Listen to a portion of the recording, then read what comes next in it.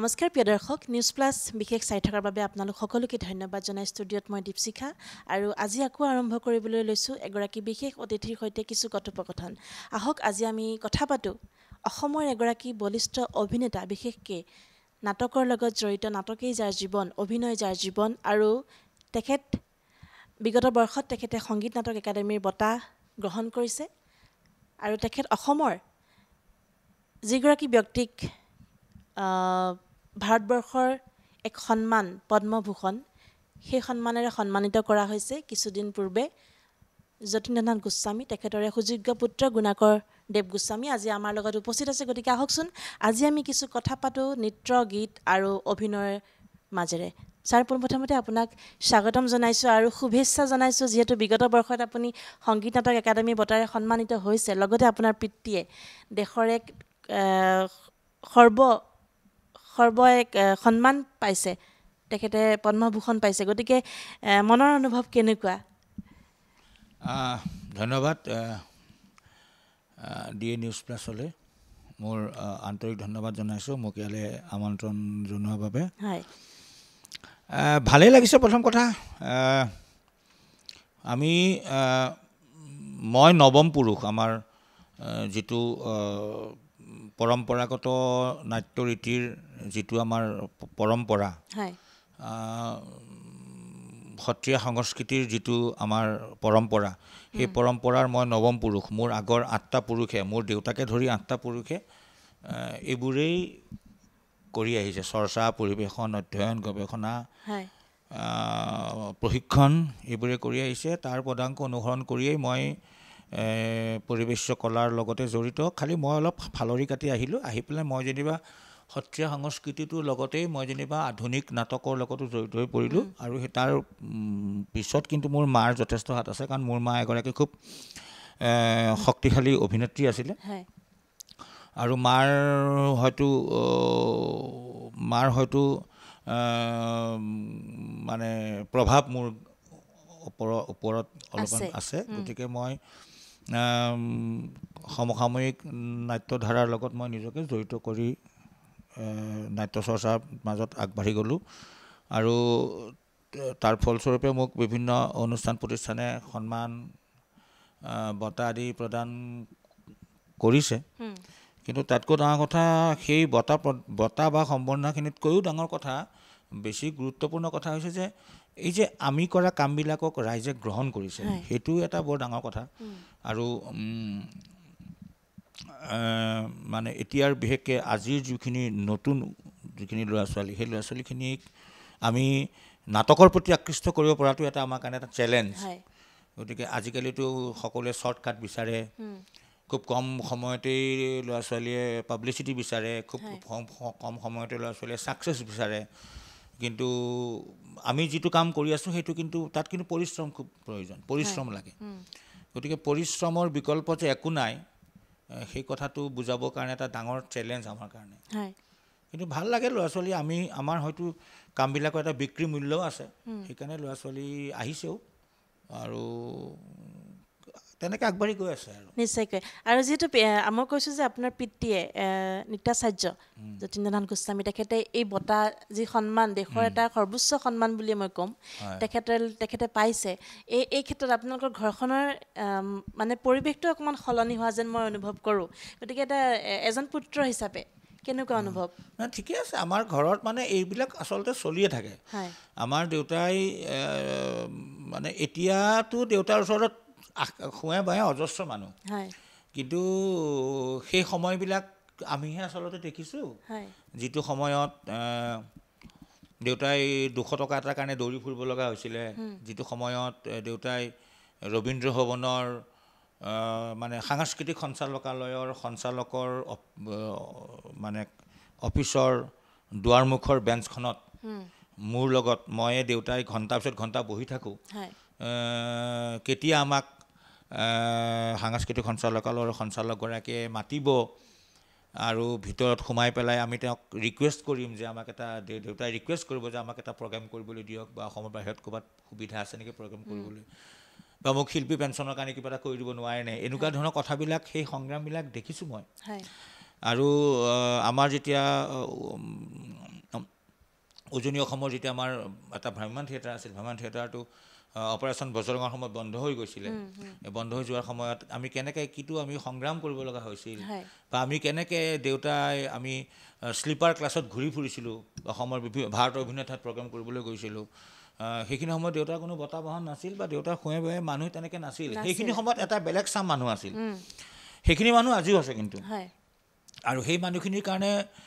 সেইখিনি মানুহ খুব বিশেষ আমাৰ কাৰণে। সেই যে দেউতাৰ সেই সংগ্ৰামৰ সময়ত যিখিনি মানুহ আছিলে, কোনো পইচাৰ তাৰণাত নাছিল, কেৱল দেউতাক ভাল পায় আৰু আমাৰ পৰিয়ালৰ সদস্যৰ নিচিনা আছিল, আৰু দেউতাৰ কামক খুব ৰেচপেক্ট কৰিছিল সেইখিনি মানুহে। মই সেই এজন দুজনৰ নাম লৈ পেলাই বাকীজনক মই অসন্মান কৰিব বিচৰা নাই, কিন্তু সেই মানুহখিনি কিন্তু সাংঘাতিক আমাৰ কাৰণে। আজি দেউতাৰ ছাকচেছৰ পিছত শুৱে বাহে অজস্ৰ মানুহ আছে, কিন্তু সেইখিনি সময়ত যেতিয়া আমি গৈছিলোঁ, 35জনীয়া টীম এটা আমি দিল্লী গৈছিলোঁ, বা ডেৰাডুন গৈছিলোঁ, বা আমি কলিকতা গৈছিলোঁ, বা আমি দাক্ষিণাত্যলৈ গৈছিলোঁ, মানে 35জনীয়া টীমটোৰ ছিট মাত্ৰ থাকে ৰিজাৰ্ভেশ্যন 4টা বা 3টা, 4টা ছিটৰ ৰিজাৰ্ভেশ্যনতে শ্লিপাৰ ক্লাছত আমি 30টা মানুহ বহি গৈছিলোঁ। গতিকে সেই সংগ্ৰামবিলাক দেউতাৰ লগত থকাৰ, সেই কথাবিলাক ভাবিলে ভাল লাগে আজি। সেই গোটেই কথাবিলাকৰ পিছতহে এইটো হৈছে আচলতে। কিন্তু দেউতাক কিন্তু তেতিয়াও একো দেউতাৰ আকালো নাই ভঁৰালো নাই নিচিনা মানুহ, আৰু আজিও দেউতা তেনেকুৱাই মানুহ। দেউতাৰ একো সাংঘাতিক চেঞ্জ নাই। বঁটা আহিছে, পুৰস্কাৰ আহিছে, সন্মান আহিছে। দেউতাই এতিয়ালৈকে মই জনাততো তেখেতে কেইবাটাও ৰাষ্ট্ৰীয় সন্মান পালে, কেইবাটাও। একদম কালিদাস সন্মানৰ পৰা আৰম্ভ কৰি মধ্যপ্ৰদেশ চৰকাৰে তেখেতক কালিদাস সন্মান দিছে, সংগীত নাটক একাডেমি বঁটা পাইছে, সংগীত নাটক একাডেমি ৰত্ন হৈছে, পদ্মশ্ৰী হৈছে, এতিয়া পদ্মভূষণো হ'ল। কিন্তু তেখেতে একে আছে, সলনি নাই। নিশ্চয়কৈ খুব এটা সুন্দৰ কথা আপুনি ব্যক্ত কৰিলে। এতিয়া মই আপোনাৰ ক্ষেত্ৰখনলৈ আহিছোঁ। যিহেতু আমি দেখা পাওঁ, বা সামাজিক মাধ্যমতেই হওক বা বিভিন্ন ধৰণৰ ক্ষেত্ৰখনত আমি দেখা পাওঁ যে আপুনি নাটকৰ লগতে জড়িত, নাটকতে আপুনি ব্যস্ত হৈ থাকে। গতিকে এই নাটক কেতিয়াৰ পৰা আপুনি আৰম্ভ কৰিলে? মানে আচলতে নাটক মই সৰুৰ পৰা মই দেউতাক লগ পোৱা নাই। আমি জনা বুজা হোৱাৰ পৰা দেউতাক আমি ভালকৈ লগেই পোৱা নাছিলোঁ। দেউতাই এটা প্ৰথম, বহুতে নাজানে, অসমৰ প্ৰথম ভ্ৰাম্যমাণ ভাওনাৰ দল এটা আছিল দেউতাৰ। মোবাইল থিয়েটাৰ নহয়, মোবাইল ভাওনাৰ দল। দেউতাই অসমৰ গাঁৱে ভূঞে এইবিলাক ভাওনাৰ দলটো লৈ ঘূৰি ফুৰিছিল। তাৰপিছত সেই দলটোকে লাহেকৈ ডেভেলপ কৰি দেউতাই ভ্ৰাম্যমাণ থিয়েটাৰ খুলিলে। উজনি অসমৰ আটাইতকৈ জনপ্ৰিয় ভ্ৰাম্যমাণ নাট্য দল আছিল এইটো ভাস্কৰ থিয়েটাৰ। মোৰ ডাঙৰ দাদাৰ নাম ভাস্কৰ। আৰু আমি সৰুতে দেউতাক আমি তেনেকৈ ভালকৈ লগেই নাপাওঁ। মাৰ লগত থাকোঁ, মাৰ মুখেৰেই আমি দেউতাৰ সংগ্ৰামৰ কথা শুনো, বিষ্ণু ৰাভাৰ লগত থকা কথা শুনো, ফণী শৰ্মাৰ লগত থকা কথা শুনো। আৰু মাৰ লগত মোৰ খুব বেছি ক্ল'জ আছিলে। আৰু মা যিহেতু অভিনেত্ৰী আছিলে, মাৰ লগত বিভিন্ন কথা বতৰা পাতোঁ। সৰুৰ পৰা কেনেকৈনো জানো ক'ব নোৱাৰোঁ, মই নাটকৰ প্ৰতি আকৃষ্ট হ'লোঁ। আৰু লাহে লাহে স্কুলত কৰিলোঁ, কলেজত কৰিলোঁ। তাৰপিছত কলেজত কৰাৰ পিছত লাহে লাহে মোৰ অলপমান বিভিন্ন গ্ৰুপৰ লগত, বিবৰুৱা কলেজত পঢ়িছিলোঁ মই। বিবৰুৱা কলেজত পঢ়োঁতে বিবৰুৱা কলেজখন এখন সাংস্কৃতিক ক্ষেত্ৰত যথেষ্ট আগবঢ়া কলেজ, আৰু তাৰ পৰা বহুত লিংক আছে। তাৰ পৰা মোক অভিনয় ভাল হোৱাৰ কাৰণে মই ইণ্টাৰ কলেজ ইউথ ফেষ্টিভেলত বেষ্ট এক্টৰ হৈছিলোঁ। তাৰপিছত ইউথ ফেষ্টিভেলত বেষ্ট এক্টৰ হোৱাৰ সময়তেই মোক লৈ গ'ল মোৰ লগৰ কেইটামানে, যে এনেকৈ নাটকৰ ৰিহাৰ্চেল চলি আছে। তেনেকৈ বিভিন্ন গ্ৰুপৰ লগত জড়িত হ'লোঁ। লাহে লাহে নাটক কৰি পিছত নিজাববীয়াকৈ গ্ৰুপ আৰম্ভ কৰিলোঁ। আৰু নিজাববীয়াকৈ গ্ৰুপ আৰম্ভ কৰি পেলাই আমাৰ নিজৰ অনুষ্ঠান পূৰ্বৰংগ মোৰ 1991 চনত প্ৰতিষ্ঠা কৰা হ'ল। প্ৰায় 35টা বছৰে হ'ব। 35টা বছৰে হ'ব। তাৰপিছত মোৰ এটা জীৱনৰ ডাঙৰ এটা টাৰ্ণিং পইণ্ট হৈছে যে মই এইচ কানাইলালক লগ পালোঁ মণিপুৰৰ। এইচ কানাইলালক লগ পাই তেখেতৰ অধীনত মই এটা কৰ্মশালা অসমত কৰিলোঁ। তাৰ পৰা তেখেতে মোক চিলেক্ট কৰি মণিপুৰলৈ লৈ গ'ল। লৈ গৈ মণিপুৰত মই তেখেতৰ লগত থাকি বুজিলোঁ যে নহয়, আচলতে নাটক যদি মই কৰোঁৱেই, আৰু আটাইতকৈ ডাঙৰ কথা, মই অকণমান মানে অসমীয়া কেঁকুৰা বুলি যে কয় তেনেকুৱা, মই নিজৰ আইডেণ্টিটিটো খুব বিচাৰোঁ। আৰু সেইখিনি সময়ত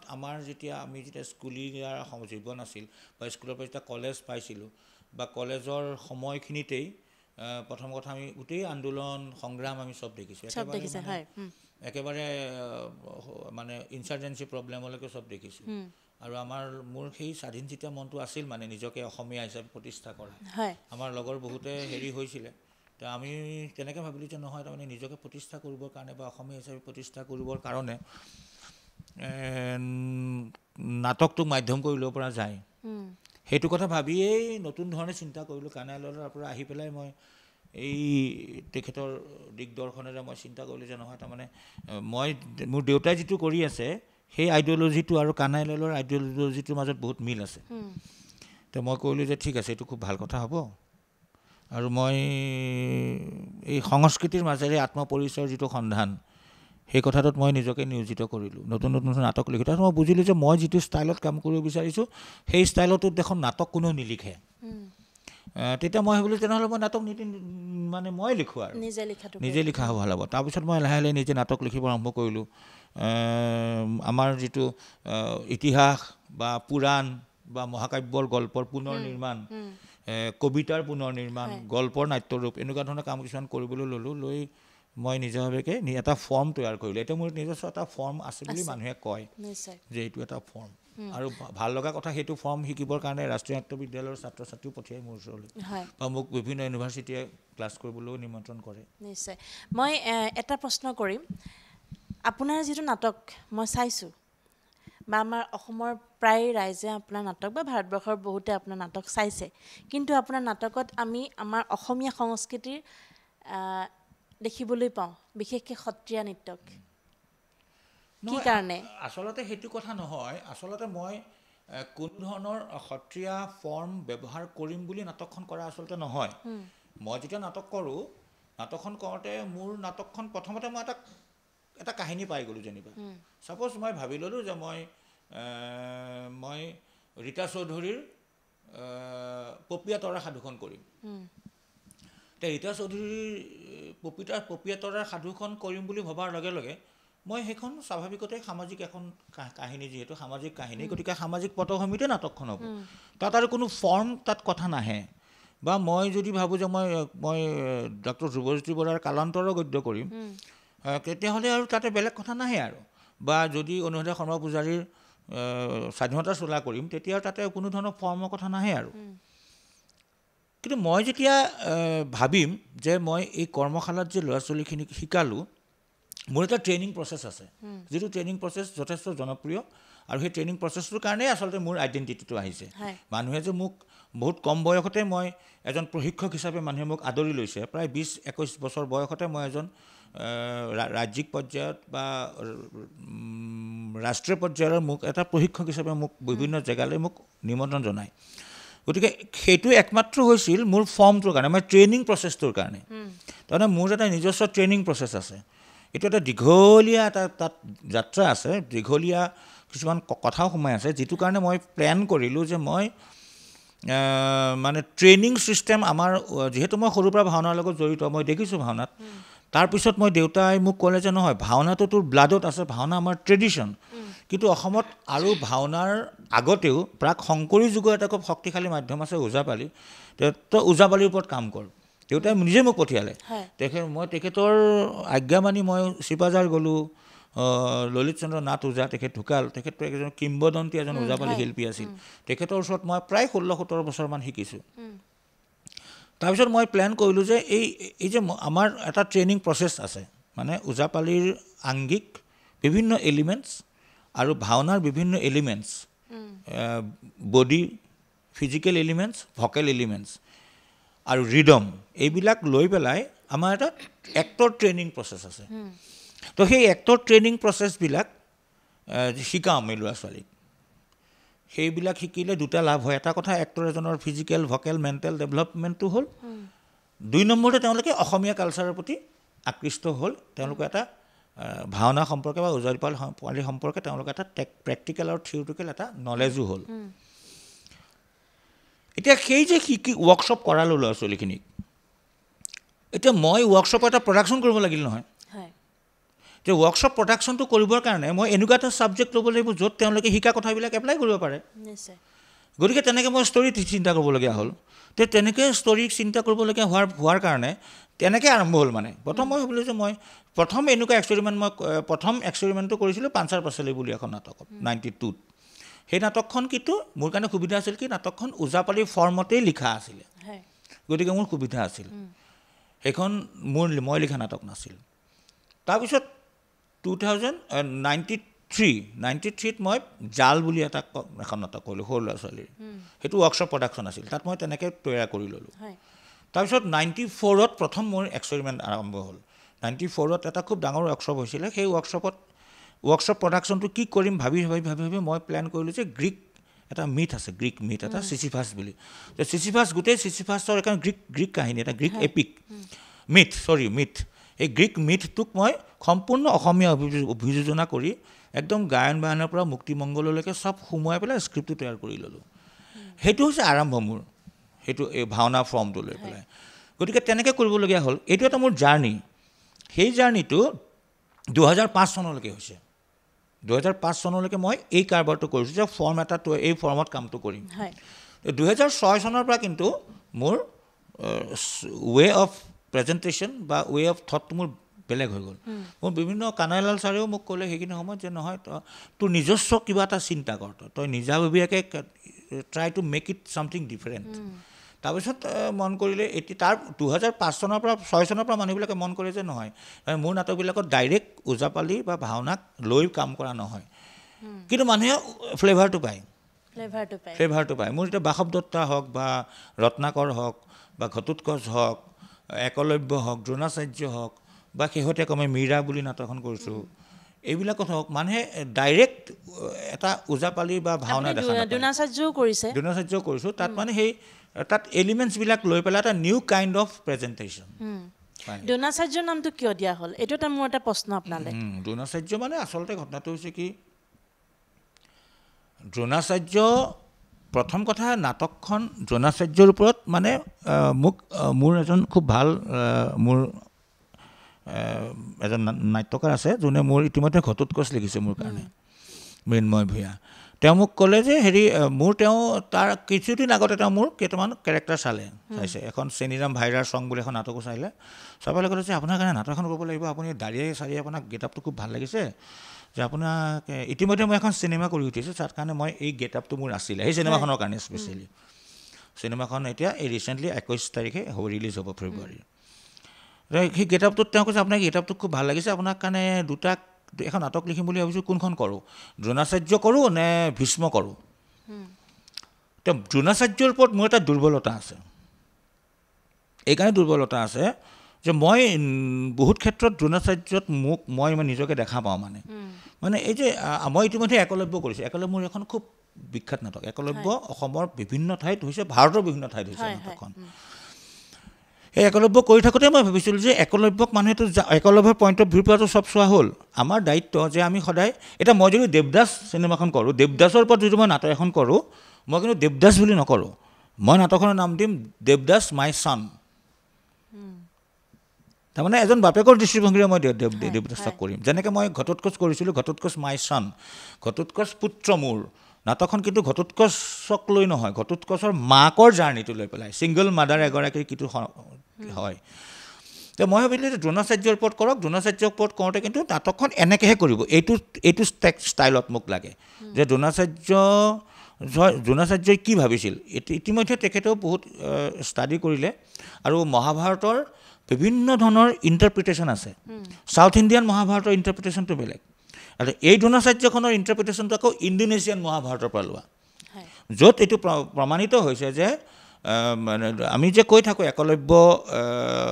একলব্য মানে কি দলিত শ্ৰেণীৰ মানুহ ল'ৰা বুলি কিন্তু একলব্য দলিত শ্ৰেণীৰ প্ৰতিনিধি নহয় একলব্য যদুকুলৰ বংশধৰ কৃষ্ণৰে বংশধৰ কৃষ্ণ মানে যদুকুলীয়া তেওঁৰ বংশধৰ আৰু তেওঁ পালিতহে হৈছিল ব্যাধৰ ঘৰত আৰু ইণ্ডোনেছিয়ান মহাভাৰত মতে মানে ইণ্টাৰেষ্টিং ইণ্ডোনেছিয়ান মহাভাৰত মতে কৃষ্ণই একলব্যৰ আঙুলিটো আকৌ আয়ুৰ্বেদিক চিকিৎসাৰে জোৰা লগাই দিয়ে জোৰা লগাই পৰিকল্পিতভাৱে পাঞ্চাল ৰাজ দ্ৰুপদৰ ঘৰত যজ্ঞৰ অগ্নিকুণ্ডৰ মাজেৰে যেনেকৈ দ্ৰুপদীৰ জন্ম হৈছিল তাৰ লগে লগে ধৃষ্টদ্যুম্নকো উলিয়াই আনে আৰু ধৃষ্টদ্যুম্ন আচলতে ৰিবাৰ্থ অফ একলব্যৰ পুনৰ জন্ম সেই ইণ্টাৰেষ্ট কাহিনীটো মোৰ খুব ভাল লাগিল কিন্তু মোৰ ইণ্টাৰপ্ৰিটেশ্যনত হৈছে দ্ৰোণাচাৰ্য তাত মই লিখি থৈছোঁ দ্ৰোণাচাৰ্য শ্ৰী গুৰুৱে নম মানে দ্ৰোণাচাৰ্য গুৰুবিলাকে এতিয়াৰ টিচাৰবিলাকৰো কথাটো একেটাই টিচাৰবিলাকে সদায় ফিউচাৰটো ভাবে ভৱিষ্যতটো ভাবিহে তেওঁলোকে বৰ্তমানক শিক্ষাটো দিয়ে গতিকে টিচাৰবিলাকক আমি বহুত সময়ত গালি পাৰোঁ আমি এটা সময়ত যেতিয়া ষ্টুডেণ্ট আছিল তেতিয়া বহুত টিচাৰে আমাক পিটিছিল মাৰিছিল আমাক তেতিয়া খুব বেয়া পাইছিলোঁ খঙো দিছিল কিন্তু পিছত গম পোৱা যায় যে আমাৰ এই কথাবিলাক কিন্তু ভৱিষ্যতৰ কাৰণেহে কৰে গতিকে এনেকুৱা কথা সেই কথাটোকে মই ইয়াত ইউজ কৰিছিলোঁ যে দ্ৰোণাচাৰ্য এজন সাধাৰণ এই কেৱল সেই মহাভাৰত দ্ৰোণাচাৰ্যজনে নহয় দ্ৰোণাচাৰ্য আমাৰ পৃথিৱীত এনেকুৱা বহুত দ্ৰোণাচাৰ্য আছে যিবিলাক দ্ৰোণাচাৰ্য ভৱিষ্যতৰ কথা ভাবি বৰ্তমানত তেওঁলোক খুব কঠোৰ হয় নিশ্চয় আচলতে যদি ক'বলৈ যাওঁ খুব ব্যতিক্ৰম আপোনাৰ চিন্তাধাৰা নহয় ব্যতিক্ৰম মানে কি এইটো ব্যতিক্ৰম নহয় এইটো আচলতে মই কৰা কামবিলাকৰ কেৰেক্টাৰবিলাকেই ব্যতিক্ৰম আমি জাষ্ট তাক খালি আমি মঞ্চায়নহে কৰিছোঁ মই বিচাৰি মানে মই কামবিলাক মোৰ কামটো ব্যতিক্ৰম নহয় মই ব্যতিক্ৰমী কাম কেৰেক্টাৰবিলাক আনি পেলাইহে কৰোঁ তাৰমানে কেৰেক্টাৰবিলাকেই আচলতে মানে ব্যতিক্ৰমী কেৰেক্টাৰ হয় আপুনি শেহতীয়াকৈ স্বাধীনতাৰ চোলা যিখন নাটক অনুৰাধা শৰ্মা পূজাৰী সেয়াও কৰিলে দ্ৰোণাচাৰ্যও কৰিলে আকৌ দ্ৰোণাচাৰ্য কৰিবলৈ আপুনি গৈ আছে ৰিচেণ্টলি আপুনি বেংগলতো কৰি আহিছে গতিকে দৰ্শকৰ কেনেকুৱা অনুভৱ স্বাধীনতাৰ চোলা যিখন অনুৰাধা শৰ্মা পূজাৰী এখন আমাৰ দেশক লৈ লিখা এখন মই গল্প আধাৰ বুলি ক'ম গতিকে এই নাটকসমূহ লৈ বা দ্ৰোণাচাৰ্যক লৈ বা বেলেগ ধৰণৰ নাটকখিনিক লৈ ৰাইজৰ অনুভৱটো কেনেকুৱা আপোনালোকে যিহেতু মঞ্চৰ পৰা দেখিছে দ্ৰোণাচাৰ্যখন যেতিয়া মই কৰোঁ মই প্ৰথম অকণমান চিন্তা কৰিছিলোঁ মানুহে ল'বনে নাই মানে মানুহে একচেপ্ট কৰিব নাই কাৰণ দ্ৰোণাচাৰ্যক লৈ নাটক হোৱা নাইতো একলব্যক লৈ কিন্তু যথেষ্ট নাটক হৈছে একলব্যক লৈ যথেষ্ট নাটক হৈছে দ্ৰোণাচাৰ্যক লৈ কাম খুব কম হৈছে দ্ৰোণাচাৰ্যক লৈ নাটক তেনেকৈ হোৱা নাই খুব কম হৈছে কিন্তু এতিয়া মই ৰিচেণ্টলি যিখন য'ত কৰি আহিলোঁ তেওঁলোকেও সেই কথাটোকে কৈছোঁ তেওঁলোকে দ্ৰোণাচাৰ্য দেখা নাই মোক অডিয়েঞ্চৰ সেই কথাটোকো মোক খুব ভাল লাগে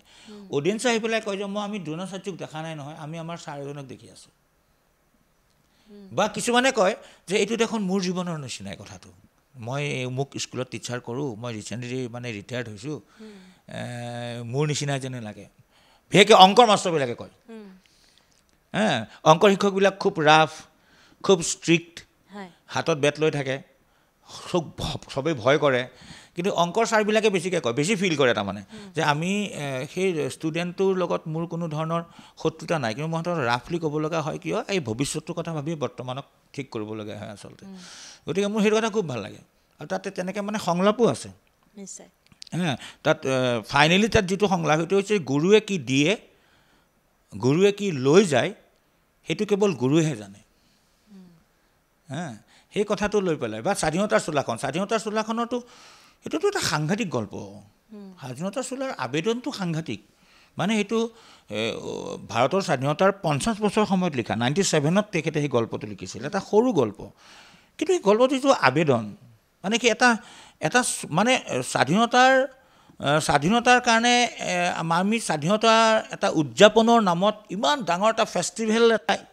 ফেষ্টিভেলৰ নিচিনা স্বাধীনতা তাতে স্বাধীনতাৰ এতিয়া শেহতীয়াকৈ আমাৰ স্বাধীনতাৰ 75 বছৰ হৈছে তেওঁ স্বাধীনতাৰ 75 বছৰ উদযাপনটো গোটেই ভাৰতত কিমান ডাঙৰ উৎসৱ মহোৎসৱৰ নিচিনাকৈ পালন কৰা হৈছে নহয় জানো ঠিক সেইদৰে স্বাধীনতাৰ 50 বছৰ উদযাপনটোতো গোটেই ভাৰতত ডাঙৰ উৎসৱময় পৰিৱেশ এটা হৈছিল কিন্তু আচলতে গ্ৰাছৰুটত কি হৈ আছে মানে মানুহজন ৰিটায়াৰ্ড হ'ল ছোৱালী 5জনী ছোৱালী 4জনী ছোৱালী বিয়া দিলে সৰু ছোৱালীজনী আছে মানুহজনে তেনেকৈ ৰিটায়াৰ্ড হোৱাৰ পিছত মানুহে পেঞ্চনৰ কাৰণে দৌৰি থাকে পেঞ্চন নাপায় ঘৰত মানে অ'ত পানী পৰে ত'ত পানী পৰে ঘৈণীয়েকৰো তেনেকৈ কাপোৰ কানি নাই মানুহটোৰ চোলা এটাই হঠাৎ স্বাধীনতাৰ স্বৰ্ণ জয়ন্তী উপলক্ষে মানে মানুহটোক সম্বৰ্ধনা জনাব গতিকে সম্বৰ্ধনা জনাবৰ কাৰণে তেওঁ এটাই চোলা আছে গতিকে ঘৈণীয়েকে ফটা চোলাটো চিলাই মেলি থৈ দিছে আৰু চোলাটো মানে সেইটো পিন্ধি যাব আৰু জীয়েকে মানে অনুষ্ঠানটোত গান গাবৰ কাৰণে একদম মোৰে ভাৰতেৰে সপোনেৰে বিৰাট প্ৰেক্টিছ কৰি আছে চিৰসুন্দৰ সংস্কৃতি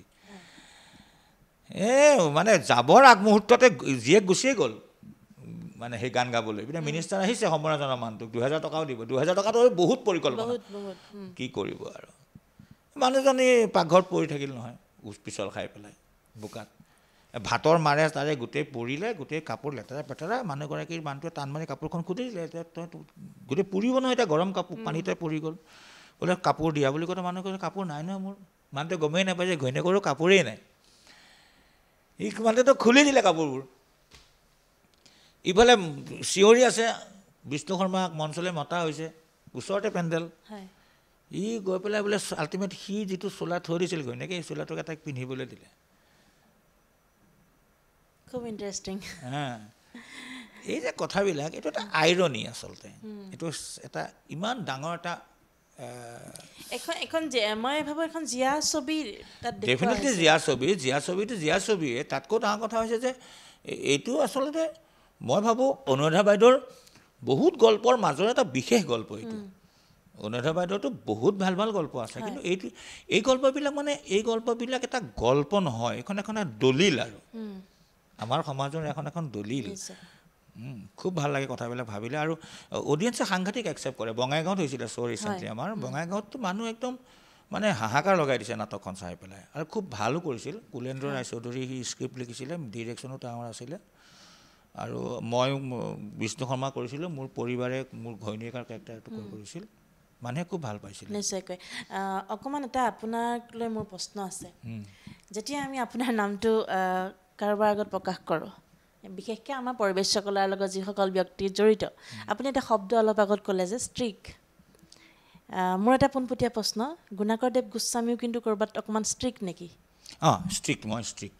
মই ষ্ট্ৰিক্ট সেইটো হয় সঁচা কথা কিন্তু আকৌ হাঁহিও উঠে মানে সেইটো এতিয়া মোৰ এসময়ত 95ৰ পৰা 2003 চনলৈকে মোৰ লগত যিমান ল'ৰা ছোৱালীয়ে কাম কৰিছে 2-3-4 চনলৈকে হ'ব লাগিব 4-5 মানলৈকে যিমান কাম কৰিছে সেই গোটেই ল'ৰা ছোৱালীবিলাকে এতিয়া অসমৰ ছবি আৰু নাটকৰ ভাইমান থিয়েটাৰ জগতত দপদপাই আছে একদম হিমাংশু প্ৰসাদ দাসলৈকে তাৰমানে দপদপাই আছে চিন্ময় কটকীৰ ভাইমান থিয়েটাৰৰ সেইবিলাকো কিন্তু মোৰ সেই থাপৰ খায়ে ডাঙৰ হৈছে কিন্তু গতিকে সেই ষ্ট্ৰিক্ট মানে কি মই দুটা কথা খুব বেয়া পাওঁ প্ৰথম কথা হৈছে মই ফাঁকি দিলে বেয়া পাওঁ আৰু দ্বিতীয় কথাটো হৈছে কি মই এলেহুৱা মানুহ খুব বেয়া পাওঁ এই যে এলাহ কৰে যে কাম কৰিবলৈ এইটো দুটা কথা মই খুব বেয়া পাওঁ মানে এলেহুৱা মানুহ আৰু ফাঁকি দিয়া মানুহ মানে মই আটাইতকৈ বেয়া পোৱা কথা আৰু মানে সেই দুটাই আমাৰ বহুত ক্ষেত্ৰত আমাক পিছুৱাই নিছে বহুত ক্ষেত্ৰত আমাক পিছুৱাই নিছে আৰু এটা কথা ইণ্টাৰেষ্টিং হয় মই ষ্ট্ৰিক্ট মানে মই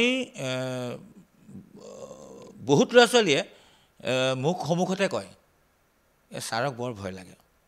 মোৰ সন্মুখত কয় আচ্ছা মই তেতিয়া তেওঁলোকক কওঁ যে সঁচাকৈ যদি মোক ভয় লাগে তেনেহ'লে তোমাৰ সাহস কেনেকৈ হ'ল মোৰ সন্মুখত ক'বলৈ যে ছাৰক বৰ ভয় লাগে নিশ্চয় তোমাৰ ভয় নালাগে তোমাৰ মনত মোৰ প্ৰতি কিবা এটা আন্তৰিকতা আছে নহ'লে তুমি মোৰ সন্মুখত সঁচাকৈ যাক মই ভয় কৰোঁ তাক মই কেনেকৈ তেওঁৰ সন্মুখত কৈ দিম যে মই কেনেকৈ মই ক'ম যে আপোনাক বৰ ভয় লাগে ক'ৰবাত নহয় ক'ৰবাত তোমাৰ মোৰ প্ৰতি কিবা এটা ভাল পোৱা আছে নহ'লে মোৰ সন্মুখত তুমি কৈ দিব নোৱাৰা ছাৰক বৰ ভয় লাগে বুলি গতিকে সেই কথাটো পিছলৈ গৈ পেলাই সেই কথাটো কমেডিয়ে হৈ যায় নিশ্চয়কৈ মানে মোৰ এনেকুৱা বহুত ল'ৰা আছে বহুত এনেকুৱা এতিয়া খুব এষ্টাব্লিছ এক্টৰ আছে সিহঁতে মোৰ ঘৰলৈ কেতিয়াবা আহোঁতে নতুন ল'ৰা ছোৱালীবিলাকক সুধে ঐ তহঁতে ছাৰৰ মাৰ খাইছেনে ছাৰৰ থাপৰ তহঁতে ছাৰৰ থাপৰ খোৱাই নাই এতিয়ালৈকে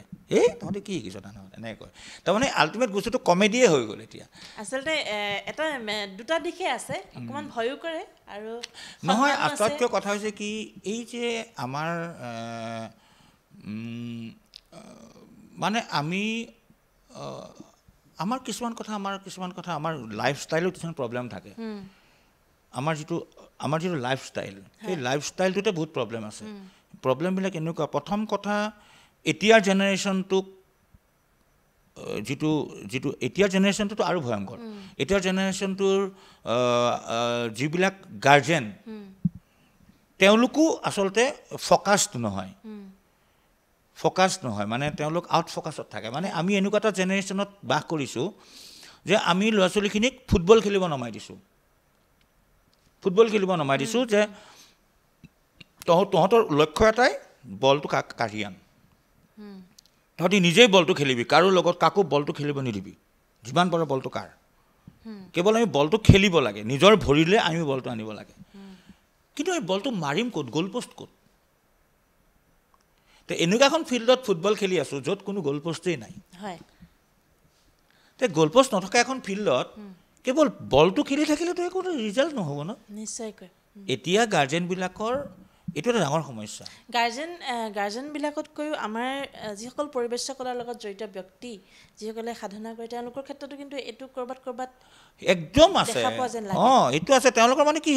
সেই কথাটোত এটা প্ৰব্লেম ফ'কাছটো নহয় মই কি কৰিম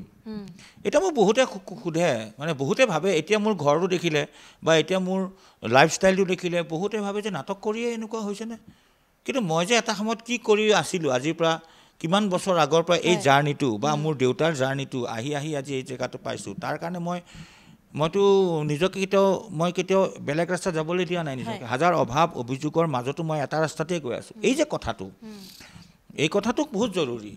আজি মই হতাশ হৈ পেলাই বোলো মই আজি চিৰিয়েল এখনতে গৈ পেলাই স্পট বয় হ'ম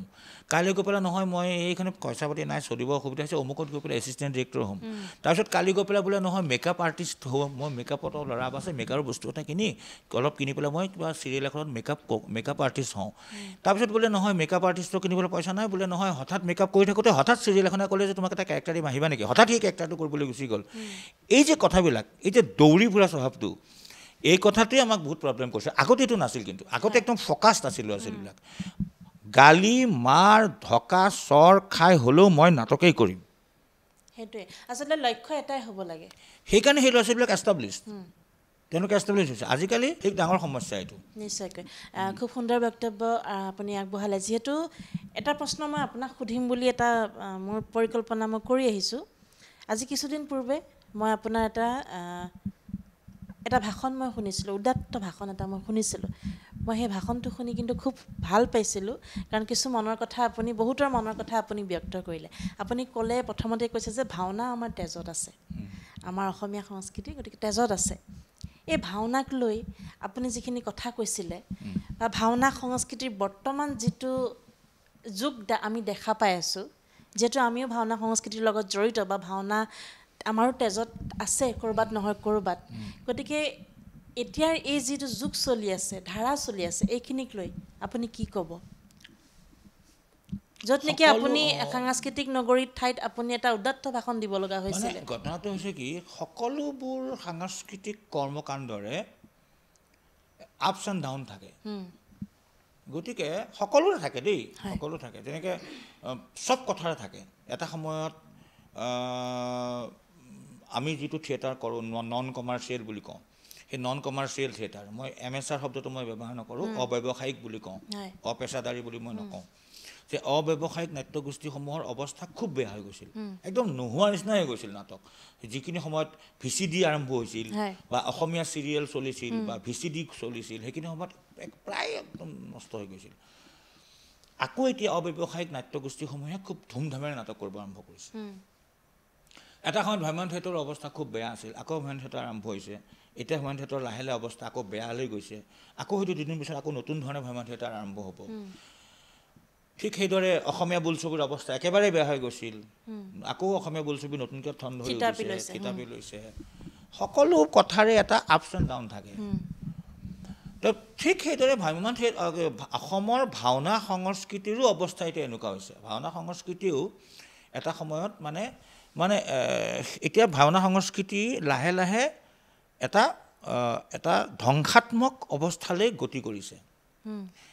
আৰু সেই ধ্বংসতে সৃষ্টিয়ে পাতনি পেলাই বুলি যে কয় জ্যোতিপ্ৰসাদ আগৰৱালাই কৈ গৈছে এই ধ্বংসৰ পিছত মানে এটা সৃষ্টি হ'ব সেই কথাটোৰ আগজাননী যেনহে মোৰ লাগে তাৰমানে এটা সময়ত ভাওনাৰ অৱস্থা খুব বেয়া আছিল ভাওনা মানুহে নাচাইছিল ভাওনা মানুহে নকৰিছিল ভাওনা মানে মানুহে এটা কৌতুক ৰসপূৰ্ণ এটা বহুৱালি বুলি ভাবিছিল ভাওনাৰ সাজ পোছাকৰ অৱস্থা একেবাৰে বেয়া আছিল সূত্ৰবিলাক চাব নোৱাৰা অৱস্থা আছিল সূত্ৰধাৰী নাচ দেখিলে আমি হাঁহিছিলোঁ তাৰপিছত লাহে লাহে যেতিয়াৰ পৰাই মাতৃভাষা ভাওনাবিলাকৰ প্ৰতিযোগিতামূলক মনোভাৱ আৰম্ভ হ'ল প্ৰতিযোগিতামূলক মনোভাৱ আৰম্ভ হোৱাৰ লগে লগে ভাওনাই এটা গতিশীল ৰূপ ল'লে আৰু ভাওনাত যিহেতু প্ৰতিযোগিতা মই শ্ৰেষ্ঠ সূত্ৰ হ'ব লাগিব মই শ্ৰেষ্ঠ গায়ন হ'ব লাগিব শ্ৰেষ্ঠ মই দোহাৰ হ'ব লাগিব মই শ্ৰেষ্ঠ অভিনেতা হ'ব লাগিব গতিকে মানুহবিলাক চিৰিয়াছ হ'বলৈ আৰম্ভ কৰিলে চিৰিয়াছ হ'বলৈ আৰম্ভ কৰি পেলাই ভাওনা এটা ভাল এটা পৰিৱেশ ধুনীয়া ভাওনা ভাল ভাল ভাওনা চাবলৈ আমি আৰম্ভ কৰিলোঁ ভাওনাত নতুন নতুন ৰস নতুন নতুন ধৰণৰ ভাওনা মানে মাতৃভাষা ভাওনাক মই ছাপোৰ্ট কৰোঁ মই ব্যক্তিগতভাৱে মাতৃভাষা ভাওনাক পোষকতা কৰোঁ যে শংকৰদেৱৰ নাটহে কৰিব লাগিব বুলি যদি কয় তেতিয়াহ'লে ডাঙৰ কথা হ'ব কাৰণ শংকৰদেৱৰ নাটক ছখনহে হয় তেনেহ'লে শংকৰদেৱৰ পিছৰ নাটকখিনি কৰিব লাগিল তাৰমানে শংকৰ উত্তৰ যুগৰ নাটক কৰিব লাগিল কিছুমানে যে কয় যে অংকীনাথহে কৰিব লাগে বহুতে কয় দেই অসমত বহুত এনেকুৱা বিদ্বান বিদুষী বিদগ্ধ লোক আছে যিসকলে ক'ব বিচাৰে যে অংকীনাথৰ বাহিৰে বেলেগ আৰু ভাওনা হ'ব নালাগে এনেকুৱা বহুত মানুহে কয় কিন্তু মোৰ কথাটো হৈছে কি তাৰমানে অকল শংকৰদেৱৰ ছখন অংকীনাথ আৰু মাধৱদেৱৰ ঝুমুৰা কেইখনহে কৰিম নেকি শংকৰদেৱৰ পিছৰখিনি গোপাল আতা ৰাম আতা এইবোৰ নকৰি কংসবধ বা কোমৰ হৰণ এইবোৰ নকৰিম নেকি বোলে হয় সেইবোৰ হ'ব কিয় হ'ব সেইবোৰ ব্ৰজাৱলী সেই ভাওনাবিলাকৰ সেই ব্ৰজাৱলীবিলাকো কিন্তু শংকৰদেৱে লিখা মাধৱদেৱে লিখাৰ ব্ৰজাৱলীৰ নিচিনা নহয় তাতো বহুত গণ্ডগোল আছে ৰাম আতা গোপাল আতা এই তেখেতসকলে কৰা যিবিলাক নাটক এই কংসবধ বা সীতাহৰণ বালিবধ কংসবধ অনন্ত কণ্ডলীৰ কোমৰ হৰণ এইবোৰ যদি আমি কৰোঁ এইবোৰো কিন্তু একদম শংকৰদেৱে লিখা ব্ৰজাৱলীৰ নিচিনা নহয় ইয়াতো বহুত গণ্ডগোল আছে তেনেহ'লে তেওঁলোকে ক'ব না এইবিলাকো কৰিব পাৰে তাৰমানে তেনেকৈ আহিলে মাতৃভাষা ভাওনা কিয় কৰিব নোৱাৰি মাতৃভাষা ভাওনা কৰিব পাৰি মাতৃভাষা ভাওনাৰ চৰ্চা গৱেষণা আৰু পৰিৱেশনত যদি সহায় কৰে তেতিয়াহ'লে মাতৃভাষা ভাওনা কিয় কৰিব নোৱাৰি কেৱল কণ্ডিশ্যনটো হৈছে ভাওনাৰ বৈশিষ্ট্যসমূহ একদম ধুনীয়াকৈ তাতে সন্নিৱিষ্ট থাকিব লাগিব মাতৃভাষা ভাওনাখন আজিকালি লাহে লাহে মাতৃভাষা ভাওনাৰ পোচাক পাতিটো কেতিয়াবাই সলনি হ'ল বেয়া হ'ল লাহে লাহে মাতৃভাষা ভাওনাৰ পৰিৱেশন ৰীতিটো ভ্ৰাম্যমাণ থিয়েটাৰৰ নিচিনা হ'ল এতিয়া এইটো আটাইতকৈ এটা আত্মঘাতী কথা হৈছে মাজতে ভ্ৰাম্যমাণ থিয়েটাৰত ভ্ৰাম্যমাণ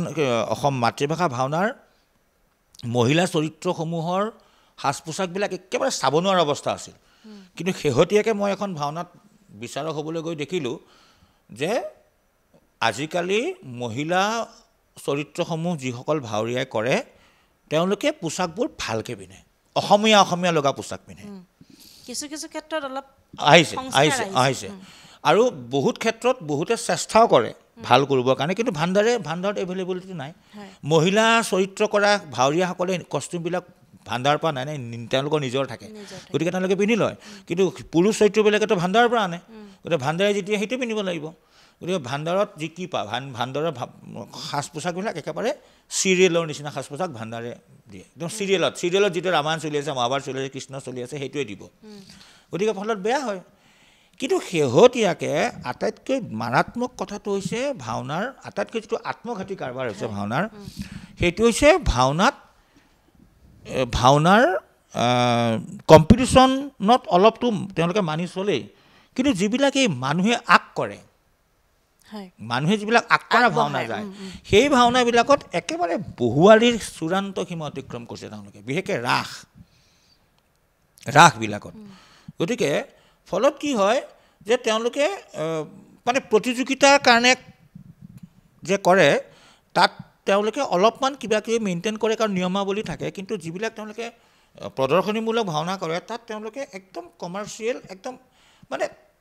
তৃতীয় শ্ৰেণীৰ কমাৰ্চিয়েল এটা তেওঁলোকে মেইনটেইন কৰে সেই তাৰমানে এতিয়া আৰু লাহে লাহে কিন্তু এই ভাওনাবিলাকৰ বিৰুদ্ধে এটা জনমত গঢ়িবলৈ আৰম্ভ কৰিছে আৰু মই ভাবোঁ যে আৰু 2-3 বছৰৰ ভিতৰত এই গোটেই কাৰবাৰটো শেষ হৈ যাব শেষ হ'বই আকৌ নতুনকৈ ভাওনাৰ ভাল দিন আহিব বৰ্তমান যদি আমি চাওঁ ছ'চিয়েল মিডিয়াতে হওক বা বিভিন্ন সংবাদ মাধ্যমতে হওক আমি কিন্তু বিচাৰক আয়োজক আৰু আমাৰ যিবিলাক দল আছে ভাওনা দল তেওঁলোকৰ মাজত যুদ্ধ যুদ্ধ হোৱাৰ কাৰণ কেইবাটাও প্ৰথম কথা হৈছে যিসকল বহি থাকে এবাৰতো এই ভাওনাত বিচাৰক কৰি অহাৰ পিছত মোৰ এগেইনষ্টতো এগৰাকী মহিলাই খুব বহুত কিবা কিবি লাইভ কৰিলে অথচ সেই মহিলাগৰাকী কোনো প্ৰকাৰে সেই ভাওনা কমিটিৰ লগত জড়িত নহয় সেই মহিলাগৰাকী কোনো প্ৰকাৰে সেই অঞ্চলৰো নহয় সেই মহিলাগৰাকী কোনো প্ৰকাৰে কোনো ভাওনা দলৰ সদস্য নহয় সেই মহিলাগৰাকী কোনোৱে নহয় মানে সেই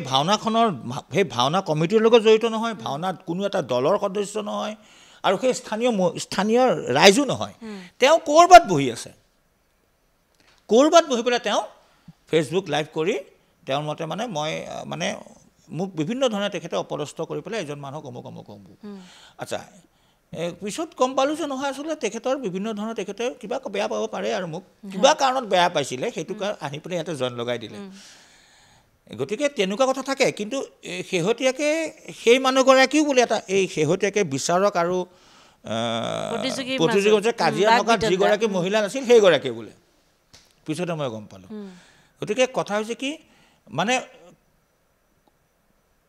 মানুহক প্ৰত্যয় নিয়াব পৰাকৈ নিজৰ যোগ্যতাখিনি প্ৰতীয়মান কৰিব পৰা বিচাৰক এজন লাগিব প্ৰথম কথা দ্বিতীয় কথা কমিটিখন শক্তিশালী হ'ব লাগিব কমিটিখনৰ ওপৰত বহুত কথা নিৰ্ভৰ কৰে কমিটিখনে নিজৰ পিনলৈ আঙুলি কোনো টোৱাব নোৱাৰাকৈ এটা ছিষ্টেম কৰি ল'ব লাগিব আৰু আটাইতকৈ ডাঙৰ সমস্যা হৈছে ভাওনাৰ দলসমূহ সকলো দল নহয় কিছুমান দল থাকে তেওঁলোকে বুজি নাপায় যে মই আগতে যিমান জেগাত পুৰস্কাৰ পাইছিলোঁ তাৰ কথা নহয় সেইটো গ'ল আৰু এতিয়া যে মই ভাওনাখন কৰিব আহিছোঁ এইখন মোৰ কাৰণে প্ৰথম শ্ব' এইটো শ্ব'ত মোৰ পাৰফৰ্মেঞ্চৰ ওপৰতহে পুৰস্কাৰ পাব আগতে মই 10টা কম্পিটিশ্যনত শ্ৰেষ্ঠ দল হৈছিলোঁ কিন্তু সেই 10টা কম্পিটিশ্যনত শ্ৰেষ্ঠ দল হোৱাৰ লগত আজিৰ মোৰ কোনো সম্পৰ্ক নাই আজিৰ পাৰফৰ্মেঞ্চটো আজি মোৰ ভাল হ'লেহে মই প্ৰাইজ পাম তেওঁলোকে এইটো নাভাবে মই যোৱা 10টা কম্পিটিশ্যনত বেষ্ট দল শ্ৰেষ্ঠ দল হৈছিলোঁ গতিকে মই আজি কিয় নাপাম আৰু এনেকুৱা সাংঘাতিক মূৰ্খামি কিছুমান আছে এনেকুৱা মূৰ্খামি ছাপ'জ এটা সৰু উদাহৰণ দিছোঁ দেই ছাপ'জ যেনিবা শকুনিৰ প্ৰতিশোধ ভাওনাখন কৰিব শকুনিৰ প্ৰতিশোধ আচ্ছা শকুনিৰ প্ৰতিশোধত দুৰ্যোধন বুলি এটা চৰিত্ৰ আছে আচ্ছা দুৰ্যোধনক যেতিয়া শ্ৰেষ্ঠ সহ অভিনেতা দিয়া হয় তেতিয়া সকলোৱে জাঙুৰ খাই উঠে আৰে মহাভাৰতৰ এটা বিশেষ চৰিত্ৰ দুৰ্যোধন শ্ৰেষ্ঠ সহ অভিনেতা কিয় হ'ব দুৰ্যোধনক মূল অভিনেতাই হ'ব লাগিছিল ছাপৰ্টিং এক্টৰ কেনেকৈ হ'ল বেষ্ট এক্টৰহে হ'ব লাগিছিল ছাপৰ্টিং বেষ্ট এক্টৰ কেনেকৈ হ'ল তেওঁলোকে এইটো কথা বুজি নাপায় যে নাটকখন শকুনিৰ ওপৰত সেইখন শকুনিৰ প্ৰতিশোধহে তাৰ মূল চৰিত্ৰ শকুনিহে তাত দুৰ্যোধনে মহাভাৰতৰ যুৱৰাজ হ'ব পাৰে কিন্তু শকুনিৰ প্ৰতিশোধত তেওঁ এটা ছাপৰ্টিং ইমানখিনি মূৰ্খামি মানে আচলতে কিছু মই ক'ম যে ৰাইজৰ মাজত এটা ভাওনাখনক লৈ বা নাটকখনক লৈ যিখিনি জ্ঞান থাকিব লাগে সেই জ্ঞানৰ অভাৱ বুলি মই ভাবোঁ জ্ঞানৰ অভাৱ নহ'লেও তেওঁলোকে নিজেই নিজকে বুৰ্বক সজায় এইটো বৰ ডাঙৰ কথা মানে এই এটা সাংঘাতিক এটা আমাৰ আইৰনি এইটো আইৰনি বুলিয়ে ক'ব লাগিব যে মই জানো যে মই DA নিউজ প্লাছলৈ এজন অতিথি হিচাপে আহিছোঁ মই জানো মই আজি এই অনুষ্ঠানৰ অতিথি আৰু আপুনি হোষ্ট হয়নে আপুনি আধৰুতা মই ইয়াত এই কথাটো জনাৰ পিছতো মই যদি নিজকেই এই চেনেলটোৰ মালিকৰ নিচিনাকৈ ব্যৱহাৰ কৰোঁ সেইটো মোৰ মুখ্যমে নহয় জানো আৰু মোক চাই থকা সকলোৱে জানে যে এই মানুহটোৱে ইমান বুৰ্বক নে তেনেকৈ নাভাবিব জানো এতিয়া কথাবিলাক তেনেকুৱা হৈছে আৰু এটা কথা হ'ব পাৰে নেকি যে যদি মই কওঁ মই বিশেষকৈ মই দেখিছোঁ আমাৰ উজনি অসমত যে এটা অঞ্চলৰ পৰা ঠিক কিছু দূৰত্ব গ'লে এটা সপ্তাহ যদি এটা অঞ্চলত এখন ভাওনা প্ৰতিযোগিতা আৰু দুদিন পিছত আমি তাৰ দাঁতিকাষৰীয়া অঞ্চলটোতে ভাওনা প্ৰতিযোগিতা আমি দেখা পাওঁ আছে ক'ৰবাত এনেকুৱা হৈছে নেকি যে লাভ লোকচানৰ এখন মই চিয়'ৰ নহয় মই নিশ্চিত নহয় কিন্তু মই শুনা কথাহে এনেকুৱা বিভিন্ন ধৰণৰ জাব লোকচানৰ অংক বোলে হৈ থাকে মই শুনা কথা মোৰ লগততো কোনো এনেকুৱা ধৰণৰ চুক্তি বা এনেকুৱা ধৰণৰ কথা পাতিবলৈ সাহস কাৰো নাই আৰু সেইকাৰণে মই অপ্ৰিয় মই বহুত ক্ষেত্ৰত অপ্ৰিয় যে কাৰণ মোৰ লগত কোনো কথা পাতিব নোৱাৰে আচলতে যি সঁচা কথা কয় তেওঁ সদায় অপ্ৰিয় কাৰণ মই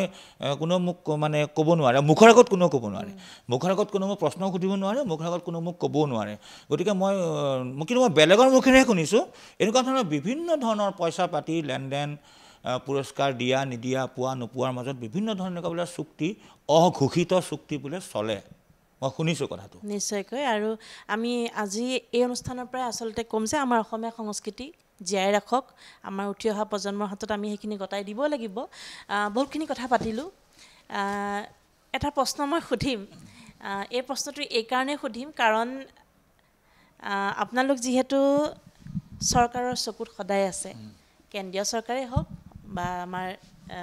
ৰাজ্য চৰকাৰেই হওক তেখেতসকলে আপোনালোকক খুব ভাল পায় গতিকে এগৰাকী সাধাৰণ মানে প্ৰজা হিচাপে ৰজাৰ প্ৰজা হিচাপে মোৰ এটা প্ৰশ্ন বৰ্তমান চৰকাৰখনক লৈ কিমান সুখী প্ৰথম কথা মানে আমাৰ ৰাজ্য চৰকাৰ নে ৰাজ্য চৰকাৰে হওক বা কেন্দ্ৰীয় চৰকাৰেই হওক মানে ঘটনাটো হৈছে কিছুমান কথাত আমি সুখী আৰু কিছুমান কথাত যথেষ্ট আমি মানে সুখী নহয় প্ৰথম কথা কিছুমান ক্ষেত্ৰত আমি মই ব্যক্তিগতভাৱে কিছুমান ক্ষেত্ৰত মই সুখী এইকাৰণেই যে কিছুমান কথা যেনে অসমৰে কথা কওঁ এতিয়া অসমৰ কথা ক'লে যে আমি এটা যিটো আমাৰ অসমত আজি বহুত দিনৰ পৰা যিটো এটা মানে এটা সমস্যা সন্ত্ৰাস জৰ্জৰ অসম বুলি কৈছিল সকলোৱে সেই সন্ত্ৰাস জৰ্জৰ অসমৰ ছবিখন লাহে লাহে নোহোৱা হৈছে সেইটো কথাৰ কাৰণে মই সুখী সন্ত্ৰাস জৰ্জৰ অসমখন আমাৰ হাতৰ পৰা নোহোৱা হৈছে আমি মুকলি মনে 15 আগষ্ট হওক 26 জানুৱাৰীয়ে হওক